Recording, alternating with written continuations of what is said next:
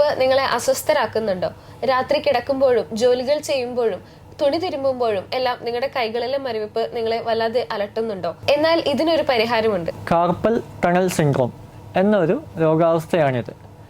അതായത് നമ്മുടെ രോഗികൾ രാത്രി കിടക്കാൻ നേരത്ത് നമ്മുടെ പ്രധാനമായും ഈ തള്ളവിരൽ, ചൂണ്ടുവിരൽ, നടുവിരൽ ഈ 3 വിരലുകളിൽ കാര്യമായ തരിപ്പ്, മരവിപ്പ് അനുഭവപ്പെടുന്നു. അതുപോലെ തുണി അലക്കുമ്പോഴൊക്കെ, തുണി പിഴിയുമ്പോഴൊക്കെ വളരെയധികം ബുദ്ധിമുട്ട് അനുഭവപ്പെടുന്നു. ഇതൊക്കെയാണ് പ്രധാനമായും അവർ പറഞ്ഞു വരുന്ന കംപ്ലയിൻറ്റ്സ്.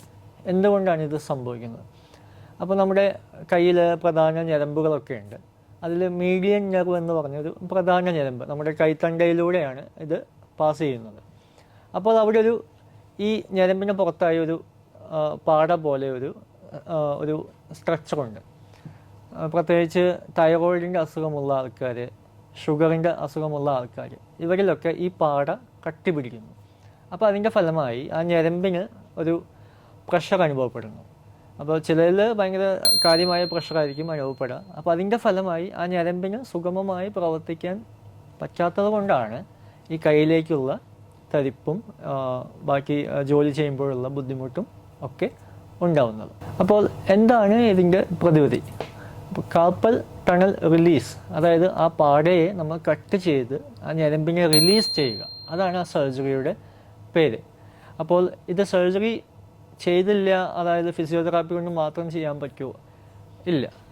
കാരണം നമ്മൾ ഈ പാടയുടെ കട്ടി കൂടി ആ ഞരമ്പിൻ്റെ പ്രഷർ കൂടി വരികയാണെങ്കിൽ പതുക്കെ ആ ഞരമ്പ് എന്താണ് പറയുക, അതിൻ്റെ ജീവൻ നഷ്ടപ്പെട്ടു തുടങ്ങുന്നു. അപ്പോൾ നമ്മുടെ കൈയുടെ ഈ മസിൽസൊക്കെ ശോഷിച്ചു പോവുകയാണ് സംഭവിക്കുന്നത്.